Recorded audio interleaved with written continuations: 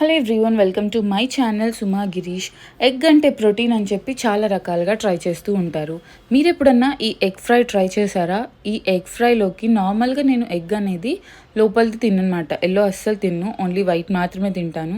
కానీ ఈ ఫ్రై చేసుకుంటే డెఫినెట్గా ఎల్లో కూడా చాలా టేస్టీగా ఉంటుంది. ప్రాసెస్లోకి వచ్చేద్దాం. ఫస్ట్ అయితే ఎగ్స్ని ఉడకపెట్టి పక్కన పెట్టుకొని, ఇప్పుడు ఒక డ్రై ప్యాన్ తీసుకొని దాంట్లో ధనియాలు, ఎండు కొబ్బరి, లవంగాలు, దాల్చిన చెక్క, యాలకులు, బిర్యానీ ఆకు వీటన్నిటిని వేసి దోరగా వేపుకోవాలి. అస్సలు ఆయిల్ వేయకూడదు, డ్రైగా వేపుకోవాలన్నమాట. వేగిన తర్వాత పక్కన పెట్టేసి చల్లార్చి పొడి చేసి పెట్టుకోవాలి. ఆ తర్వాత అదే ప్యాన్లో 2 స్పూన్స్ ఆయిల్ వేసుకొని ముందుగా ఉడకపెట్టుకున్న ఎగ్స్ని ఇలా కట్ చేసుకొని వేసుకోవాలి.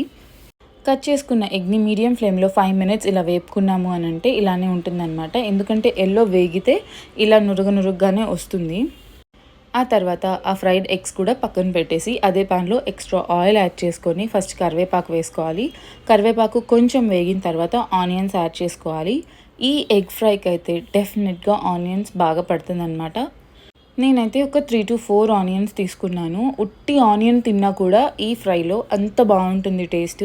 మీరు ఎప్పుడూ ట్రై చేయకపోతే ఇలా ఒకసారి ట్రై చేయండి. ఎప్పుడు కోడిగుడ్డు పులుసు, కోడిగుడ్డు కుర్మానైనా ఇలా కోడిగుడ్డు ఫ్రై కూడా చేసుకోండి. రైస్లోకి ముఖ్యంగా రసం with this combination is best combination అనమాట.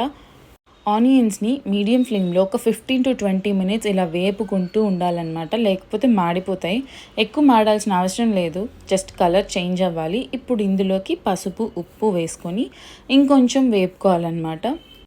ఈ ఎగ్ ఫ్రైలో ప్రాసెస్ అంతా ఈ ఆనియన్స్ వేగే దగ్గరే పడుతుంది, లేకపోతే చాలా సింపుల్. ఆనియన్స్తో పాటు పచ్చిమిర్చి కూడా యాడ్ చేసుకోవచ్చు. పిల్లలకి ప్రోటీన్ కదా అని చెప్పి ఎగ్ని ఉడకపెట్టి పెడుతూ ఉంటాం కదా, అది బోర్ కొట్టినప్పుడు ఇలాంటిదైతే ట్రై చేయొచ్చు. చాలా ఇంట్రెస్టింగ్గా తింటారు. మనకే బాయిల్డ్ ఎగ్ ఉట్టి తినాలి అంటే చాలా చిరాకు, నాకైతే అస్సలు ఇష్టం ఉండదు. ఇలాంటిది ఏదో ఒకటి ఉండాలన్నమాట, కొంచెం ట్యాంగీ ఫ్లేవర్స్తో. పెప్పర్ ఫ్రైలోకి కూడా ఎగ్ బాగుంటుంది, కానీ ఇది ఒకసారి ట్రై చేశారు అంటే మీరు కూడా ఇది పదే పదే చేసుకుంటారు, అంత బాగుంటుంది. ఈ ఎగ్ ఫ్రై రైస్లోకి బాగుంటుంది, చపాతీలోకి, పూరీలోకి, దోశలోకి కూడా చాలా బాగుంటుంది. నేనైతే ఇది ఖచ్చితంగా వారానికి ఒకసారి చేస్తానన్నమాట. మా వారికి అండ్ మా పిల్లలు ఇద్దరికి కూడా ఇది చాలా చాలా ఇష్టం.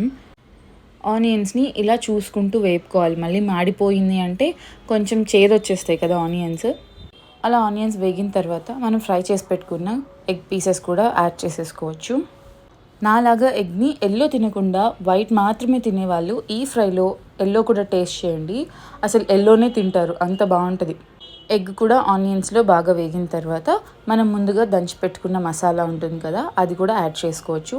దీని ఫ్లేవర్ అప్పటికప్పుడు దంచుకుంటేనే బాగుంటుంది, స్టోర్ ఉంటే బాగోదు. ఆ మసాలా కూడా యాడ్ చేసేసి ఒక 5 మినిట్స్ మీడియం ఫ్లేమ్లో ఇలా ఫ్రై చేసుకుంటూ ఉన్నామంటే ఎగ్ ఫ్రై రెడీ అయిపోతుంది. దించబోయే ముందు కరివేపాకు, కొత్తిమీర, పుదీనా ఏదన్నా యాడ్ చేసుకోవచ్చు. నేనైతే కరివేపాకు యాడ్ చేశాను.